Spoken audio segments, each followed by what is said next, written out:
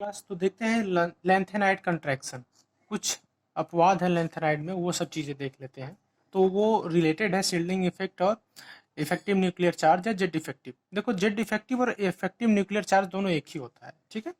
तो देखो इसमें क्या है कि एफ ब्लॉक का देखो इलेक्ट्रॉनिक कॉन्फ़िगरेशन करेंगे तो क्या आएगा, n-2, f1 to 14, n-1, d0 to 1, n-2 electron are filled in f subcell which has less shielding effect।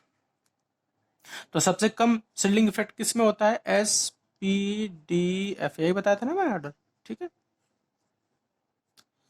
तो आगे देखो, देखो प्रिवेंट्स आउटर इलेक्ट्रॉन्स। अच्छा देखो शील्डिंग इफेक्ट में बताया था क्या होता है कि prevents outer electrons from filling effective nuclear charge. मतलब आउटर इलेक्ट्रॉन को इफेक्टिव न्यूक्लियर चार्ज से बचाने को ही क्या बोलते हैं, शील्डिंग इफेक्ट या स्क्रीनिंग इफेक्ट। देखो अब जेड इफेक्टिव और इलेक्ट्रोनेगेटिविटी चार्ज, अगर जेड इफेक्टिव या इलेक्ट्रोनेगेटिव चार्ज क्या होगा, बढ़ेगा। इलेक्ट्रोन्यूक्लियर चार्ज बढ़ेगा तो क्या होगा, साइज घटेगा। आपको पता ही है कि क्या करेगा, साइज जब बढ़ेगा ये अंदर चार्ज तो क्या करें, इनको खींच खींच के बिल्कुल पास पास कर लेगा। तो साइज क्या होगा, साइज क्या होगा, घटेगा। वही रिजल्ट है। इससे क्या होता है कि कुछ चीजें आती है कि थ्री डी जो सीरीज है सबसे लेस होता है, फिर 4D, फिर 5D। लेकिन ऐसा नहीं होता, क्या होता है कि देखो कुछ स्क्रीनिंग इफेक्ट भी होता है। तो 3D less than 4D mostly equal to 5D, मतलब 4D इक्वल टू 5D होता है मोस्टली, ठीक है। जैसे एक्सेप्ट कुछ चीजें हैं, ये एक्सेप्शन है कि SC लेस देन वाई और Y greater than L A, तो ये होता है, ठीक है। ऐसे कभी कर दे SC less than Y less than L A तो ये गलत हो जाएगा। आपका ऑर्डर क्या है, ये रहना चाहिए। तो ये आप जो एक्सेप्शन है उसको आप नोट करके लिख लिया कीजिए, ठीक है। ये एग्जाम वगैरह में एक्सेप्शन ही आता है, ठीक है। आप लोग डायरेक्ट डायरेक्ट रूल लगा दोगे, गलत हो जाएगा। देखो 3D सीरीज में SC TI V CR, अच्छा आई थिंक मैं ये बता भी दिया आप लोग को ना।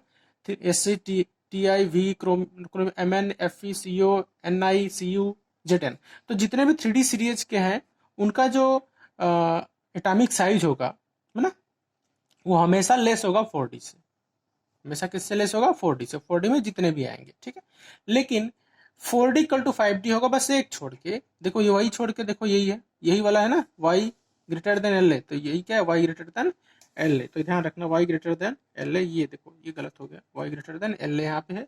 बाकी क्या है, 4D इक्वल टू 5D, मतलब 5D सीरीज 4D सीरीज क्या होगा, मोस्टली इक्वल, बस y और एल ए में यही डिफरेंस है।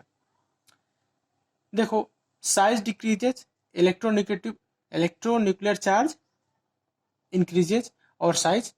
देखो शील्डिंग इफेक्ट घटेगा तो मतलब क्या है कि इलेक्ट्रोन्यूक्लियर चार्ज बढ़ेगा या साइज घटेगा, ठीक है। ये तो इनमें रिलेशन याद रखना।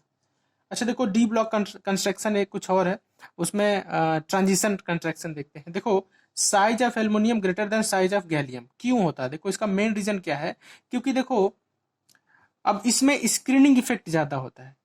एल्युमिनियम में स्क्रीनिंग इफेक्ट ज्यादा होता है, क्यों, क्योंकि एल्युमिनियम में 3D इलेक्ट्रॉन होता है, 3D इलेक्ट्रॉन होता है। तो जब डी आ गया तो उसका ऑटोमेटिक साइज बढ़ गया, है ना, साइज बढ़ गया। और भी रीजन है कि उसमें क्या है, लेस शिल्डिंग इफेक्ट हो जाएगा, ठीक है। तो ये इसका क्या होगा, साइज ग्रेटर हो गया। देखो आगे less shielding effect due to ये भाई साहब, ठीक है। देखो इधर क्या है कि बेरिलियम पहले बी आता है, फिर एल, है ना, बी लेस देन एल और एल ग्रेटर देन जी ए। अब देखो ये ध्यान रखना, एल ग्रेटर देन जी ए और लेस देन ए। अब बाकी ऑर्डर सेम है, ठीक है, बाकी ऑर्डर सेम है। बस एल्युमिनियम और गैलियम में ध्यान रखना कि एल्युमिनियम का साइज क्या होता है, बड़ा होता है। उसी तरह से कार्बन सिलिकॉन जर्मेनियम टिन और उसके बाद पीबी और टीएल का क्या होता है, इक्वल होता है। ये ध्यान रखना आप, ठीक है। चलो आगे चलते हैं। तो देखो अगर हम आगे देखें, इसी तरह से आगे देखते हैं कि देखो एल्युमिनियम जो है, देखो बी प्लस एल प्लस जी, बाकी देखो अगर एक ही इलेक्ट्रॉन था उसमें, अगर एल्युमिनियम से एक इलेक्ट्रॉन निकल गया तो बाकी ऑर्डर सेम हो जाएगा, बाकी ऑर्डर सेम हो जाएगा इसी तरह से, ठीक है। देखो है ना, एक ही इलेक्ट्रॉन था वो निकल गया तो इस तरह से ऑर्डर हो जाएगा आपका। देखो लेकिन इस तरह से रखेंगे तो शील्डिंग इफेक्ट के कारण क्या हो जाएगा, एल्युमिनियम ज्यादा हो जाएगा गैलियम से, ठीक है। देखो शील्डिंग इफेक्ट से size reduce with shielding effect, side shielding effect effect decrease और साइज डिक्रीज, ठीक है।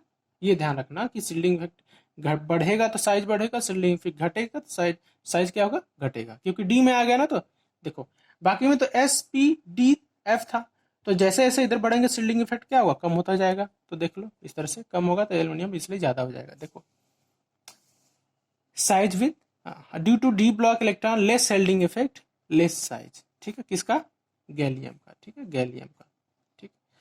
तो मैं आई थिंक एल्युमिनियम को बता दिया, लेकिन आपको क्या करना है, गैलियम का ध्यान रखना है, ठीक है। गैलियम में डी डी ब्लॉक आ गया, इसलिए इसका क्या हो गया, साइज क्या हो गया, कम हो गया, ठीक है, क्योंकि वहां पे शील्डिंग इफेक्ट के कारण, ठीक है। ये ध्यान रखना आप लोग, गैलियम का ध्यान रखना, गैलियम का कम होगा ना डी ब्लॉक के कारण।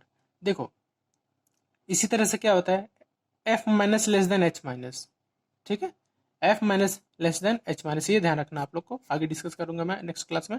F minus C L minus B R minus I H minus, देखो आई माइनस, देखो इन सबसे बड़ा साइज हो जाएगा एच माइनस का। अब ये भी रीजन क्या है, शील्डिंग इफेक्ट के कारण ही है। अच्छा एक चीज और है कि ई बाई पी का रेशियो भी है, देखो साइज की तो ई बाई पी रेशियो के प्रोपोर्शनल होता है, तो हाइड्रोजन में क्या हो गया, 2/1 हो गया, तो इसका 2 हो गया, वैल्यू क्या हो गया, 2 हो गया। तो ई बाई पी का रेशियो देख लेंगे तो आसानी से निकाल सकते हैं किसी का भी कि किसका साइज कम है किसका साइज ज्यादा है ना। तो ई बाई पी कर दे तो 2/1 आ गया, तो सबसे ग्रेटर यही आएगा, बाकी तो 2 से कम ही आएगा सब, इसलिए इसका एच माइनस का इन सबसे क्या हो गया, साइज ज्यादा हो गया, ठीक है। चलो तो आगे हाइड्रेटेड रेडियस देखेंगे, वो नेक्स्ट क्लास में देखेंगे। और एल्युमिनियम गैलियम आप लोग देख लेना, ठीक है। गैलियम में क्या है, डी ब्लॉक है और इसलिए इसका साइज कम हो गया, और एल्युमिनियम सॉरी गैलियम में तो एल्यूमिनियम का क्या हो गया, ज़्यादा हो गया, ठीक है। एक बार इसकी आप लोग पॉज करके देख लेना वीडियो। Thank you.